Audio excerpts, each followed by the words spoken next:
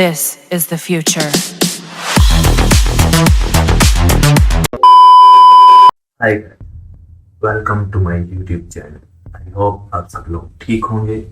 ये मेरी पहली वीडियो है फेस गेम के साथ। तो गाइस, अगर हम वार के बारे में बात करें, वार बहुत ही ज़्यादा ब्लडी और मैसी होती है, लेकिन वार की कुछ क्रीपी फैक्ट्स, डिस्गस्टिंग चीज़ें होती हैं जो बैटल फील्ड में नहीं होते, बल्कि सीक्रेटली प्रिजनर्स के साथ किए जाते हैं। और ये सिक्रेटिव काम हर कंट्री करता है। और जब इनमें से कोई एक सीक्रेट लीक होता है तो वहाँ के होस्ट उड़ जाते हैं। ऐसे ही एक सीक्रेट एक्सपेरिमेंट किया रशिया ने, द रशियन स्लीप एक्सपेरिमेंट।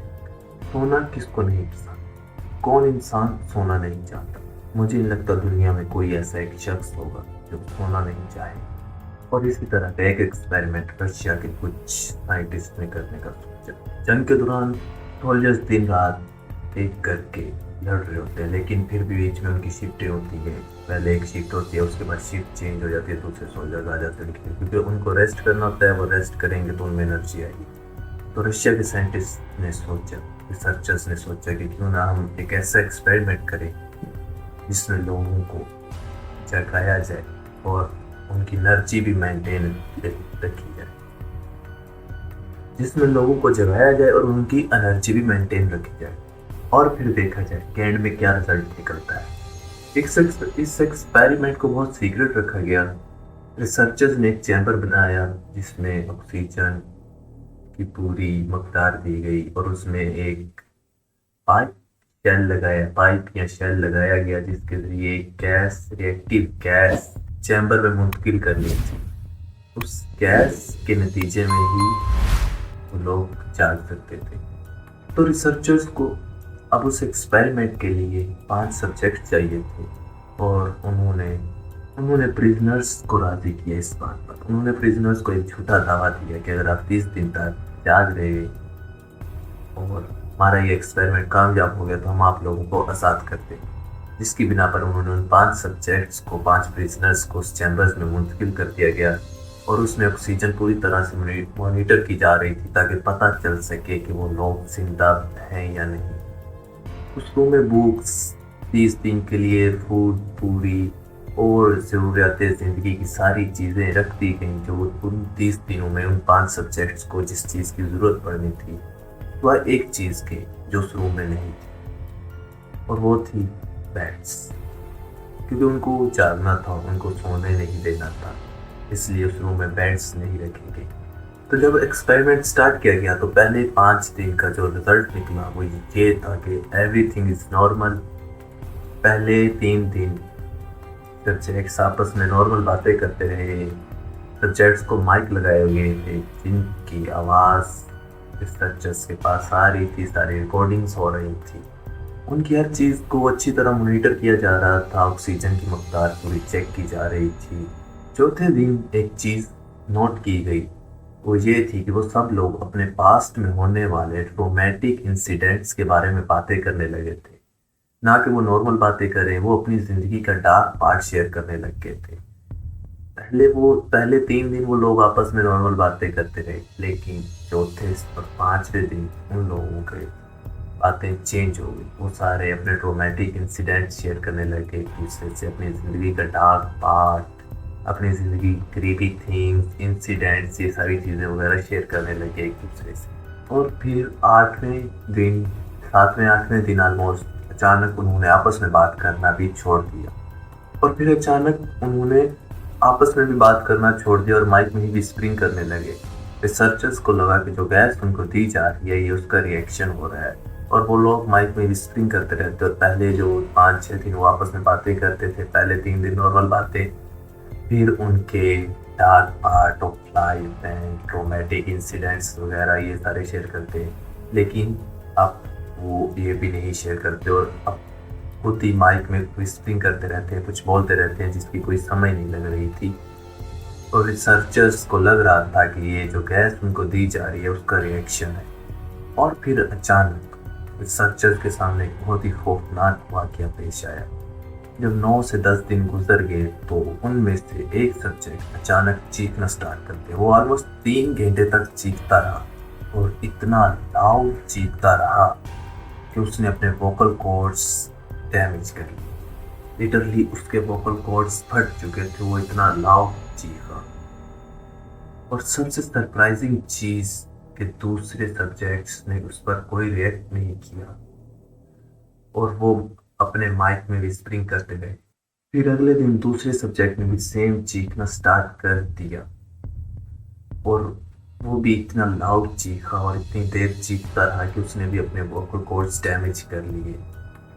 और फिर वो सब अचानक खामोश हो गए और वो जो माइक में विस्परिंग कर रहे थे उन्होंने वो करना बंद कर दिया। रिसर्चर्स को लगा कि शायद उनके माइक खराब हो चुके हैं। वो हर घंटे बाद अपने माइक चेक कर रहे थे लेकिन माइक बिल्कुल सही काम कर रहे थे और वो सारे चुप थे।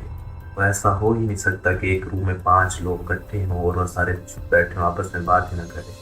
तो ये बात रिसर्चर के लिए एक सोचने वाली बात थी, ऐसा क्यों हो रहा है।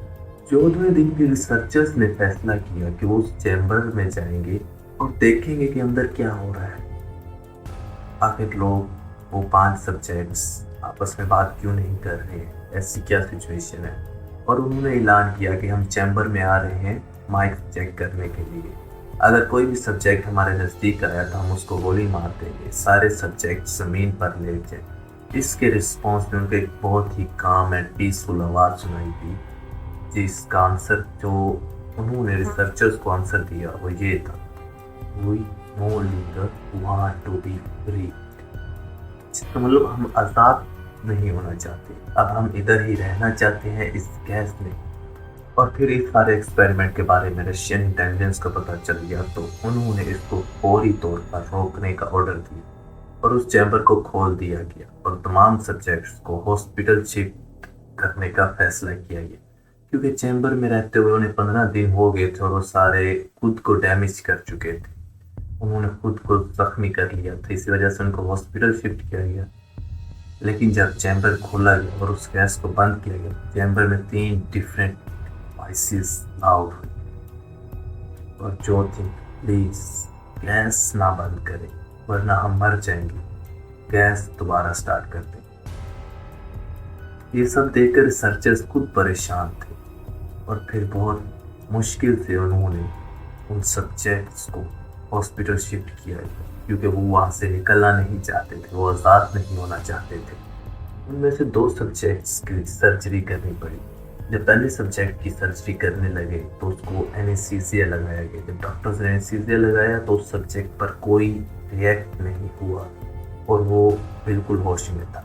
डॉक्टर्स ने उसे 9 से 10 मरतबा एनेस्थीसिया लगाया लेकिन उस सब्जेक्ट पर कोई असर नहीं और डॉक्टर्स ने उसकी ऐसे ही सर्जरी की। उनमें से दूसरा सब्जेक्ट वो हैवीली इंजर्ड था, अगर उसकी सर्जरी ना की जाती तो वो मर सकता था। इस साथ भी सेम वाक्य पेश है। जब उसे एनेस्थीसिया लगाया गया तो पर कोई असर नहीं हुआ, उसको भी काफ़ी टाइम एनेस्थीसिया दिया गया लेकिन उस पर कोई रिएक्ट नहीं हुआ। वो बल्कि स्माइल कर रहा था, हंस रहा था और वो एक ही बात कह रहा था कि हमें वो गैस दोबारा दी जाए वरना हम मर जाएंगे। वहां पर खड़ी एक नर्स ने खुद बाद में बयान दिया कि वो सब्जेक्ट उस नर्स की तरफ देख के स्माइल कर रहा था जब उसकी सर्जरी की जा रही थी। लेकिन इस सबसे ज्यादा हैरत की बात यह थी कि जब उनके चैम्बर को चेक किया गया तो वहां मौजूद फूड से पता चला कि उन्होंने सिर्फ पहले 5 दिन ही फूड इस्तेमाल किया, उसके बाद उन्होंने फूड को इस्तेमाल करना छोड़ दिया था। उन्होंने फूड को हाथ तक भी नहीं लगाया था। लेकिन जब डॉक्टर ने एग्जामाइन किया और पता चला कि उनका डाइजेस्टिव सिस्टम बिल्कुल ठीक है, वो फूड को सही तरह से डाइजेस्ट कर रहे हैं और ये सब देखकर रिसर्चर्स और साइंटिस्ट परेशान हुए तो उन्होंने उस पर रिसर्च की और एग्जामाइन किया गया तो उन्हें पता चला कि वो उनके खुद के मसल खाते रहते थे, जिसको ना छुरी से ना किसी कैंची से काटते थे बल्कि अपने नाखूनों से तराशते थे और अपने मसल को खाते रहते थे। और जब ये सब कुछ हुआ, उनकी सर्जरी कंप्लीट हुई, तो उस वक्त जो न्यूज़ जर्नल आया उसने ये फैसला किया कि दोबारा इन 3 सब्जेक्ट्स को चैम्बर में डाला जाए और इन्हें 10 to 15 डेज चैम्बर में रखा जाए, और इनके साथ 3 साइंटिस्ट और 3 रिसर्चर्स को भी इसमें डाला जाए।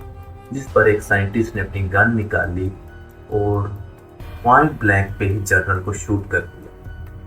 और वो साइंटिस्ट जब चैम्बर में गया तो उसने चैम्बर में मौजूद सब्जेक्ट्स को देखा, तो वो देखकर बहुत परेशान और हैरत ज़दा, उसे बिलीव ही ना हुआ कि ये ह्यूमन बीइंग्स है। उसने एक ही बात पूछी कि who are you.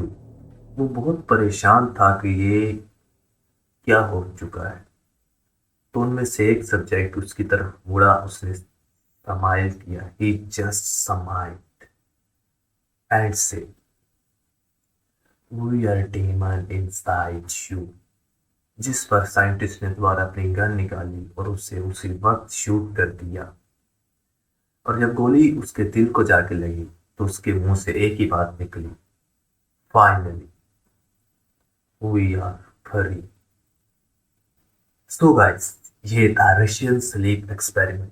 I hope आप लोगों को ये वीडियो पसंद आई होगी। Thank you so much for watching this video. So please subscribe the channel and like the video, और कमेंट सेक्शन में बताओ कि आपको कैसा फील हुआ इसके बारे में जान के। आप इसके बारे में मजीद सर्च कर सकते हैं और मजीद पढ़ सकते हैं। बाय बाय, टाटा, सर्विस बाटा। मिलते हैं अगली वीडियो में।